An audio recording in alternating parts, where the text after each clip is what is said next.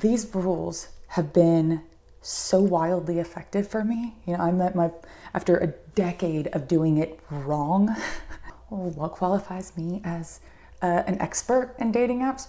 Or like, why should I be giving advice on dating apps? How do you know so much about dating apps, Rachel? Well, let me tell you.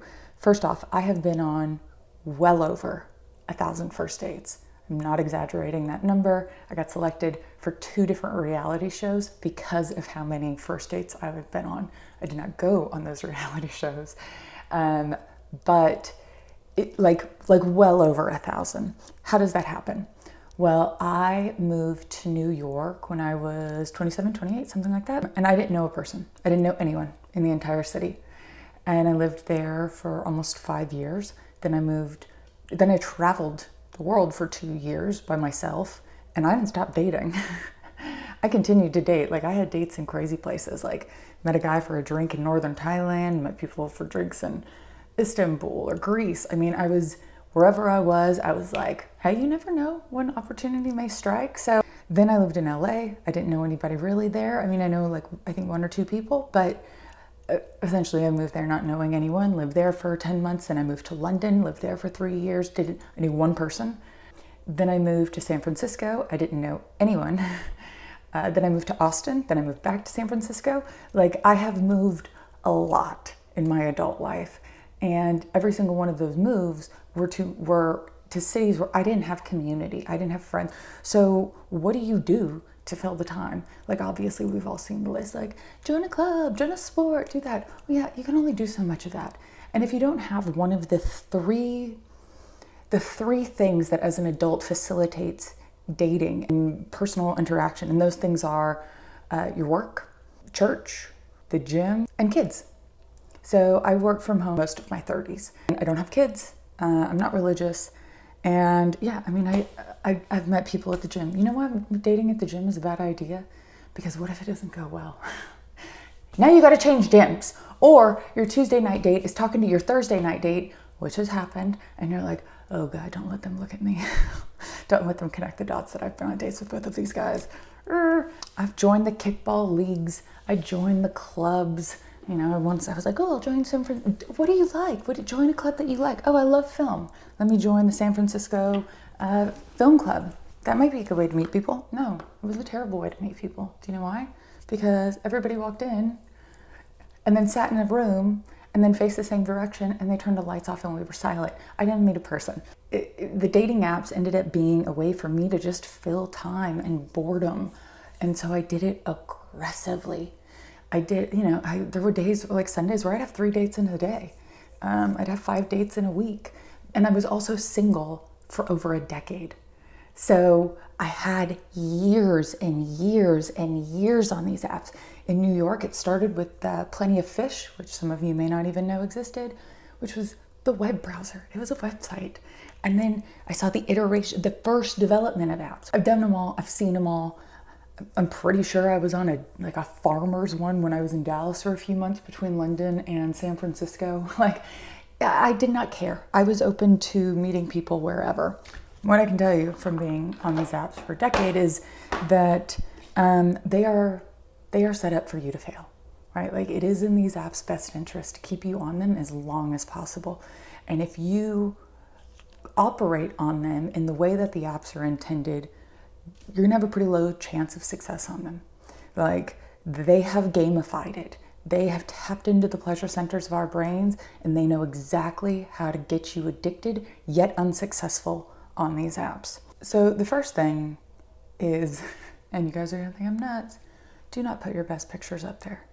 Like, we all do it, and everybody wants to put their best foot forward, but every single person who has been on a dating app has been on a date with somebody whose pictures were not representative of them. And don't put your best pictures up. Just don't.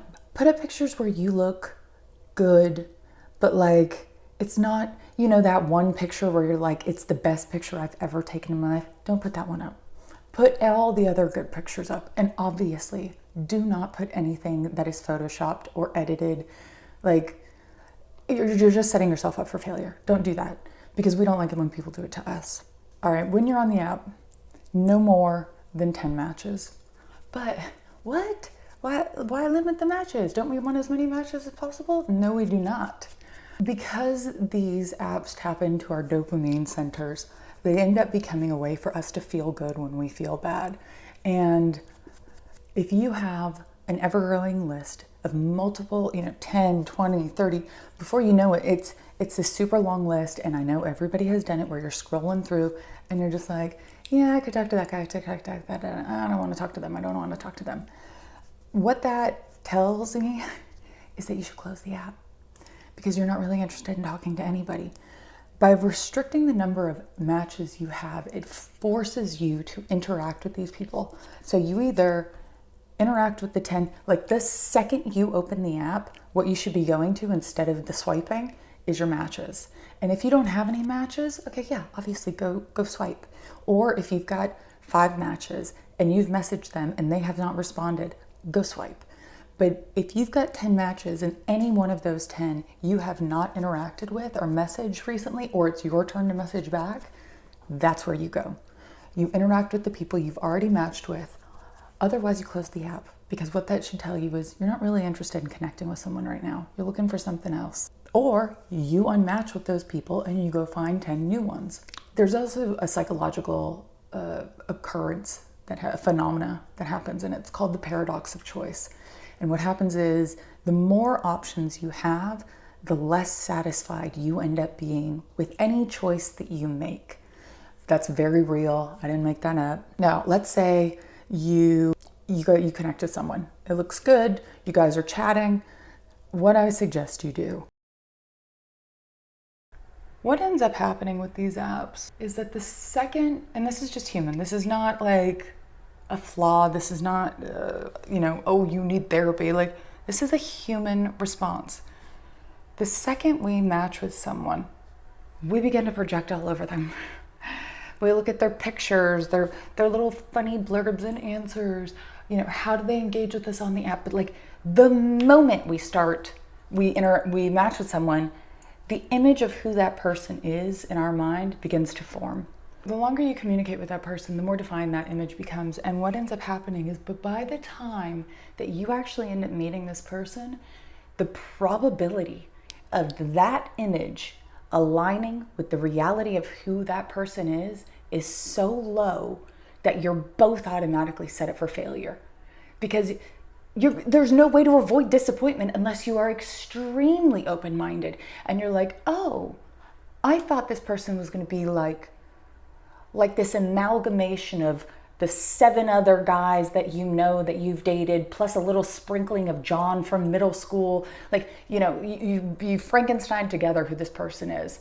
And then you meet them and you're like, oh, wait, they're not that funny at all. But that's okay. Like that happens, and people can be that mature and evolved to allow for those adjustments to be made. But when you're frustrated with the dating apps, you're tired, you feel disappointed, it's vulnerable, the probability of you having that internal flexibility is also decreased. Like, these rules are things that I have learned to try to avoid that. So the first one is, if I matched with someone, I did not text, we didn't stay on the app for days and weeks, and absolutely not. We matched, might have had a couple messages back and forth, but pretty quickly I'm like, okay, let's move to text. And then I would not text them long. The text was only to facilitate coordinating a phone call. And I know everybody hates phone calls these days, but if somebody won't take the time to get on a phone call with you, why are you giving them your time in person? Like, for real. Here's the point of the phone call. 1, you're seeing if they'll meet you halfway. It is so uncommon for people to request a phone call that a lot of people, like guys who aren't serious, guys who are like, oh, I can't be bothered. Okay, thank you for removing yourself from consideration. I appreciate it. Moving on to the next.